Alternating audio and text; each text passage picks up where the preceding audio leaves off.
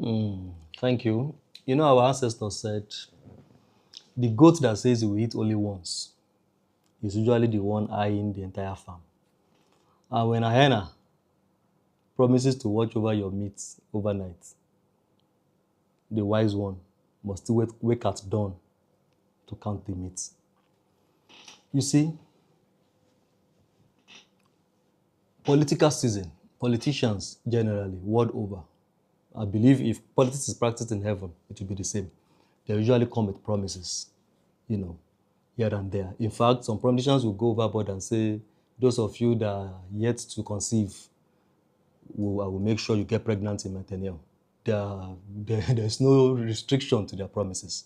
However, when they make these promises, either when they are promising performance or when they are promising term limit, like Peter Obi did, saying he will serve one term, we will look at the pedigree of the one making the promises.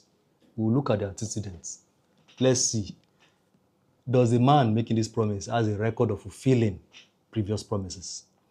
At least this time, because I think I saw some snippets from the New Central interview, he didn't lay a curse upon himself. Because in 2014, when he was in Habga, of course, after Ojukwu had reluctantly allowed him to serve a second term, he begged the man. Ojukwu didn't want him to serve a second term. But after allowing him, he stood on that podium that day in the Southeast, unprovoked. He was not pushed. He was not compelled. He was not under duress. There was no gun to his head.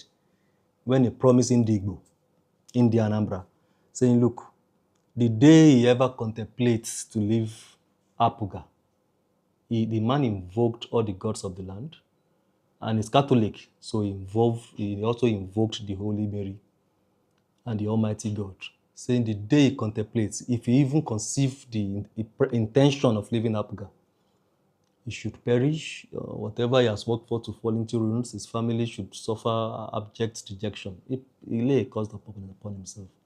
2013, 2014, he left the following year. He left. All those causes notwithstanding, the man left.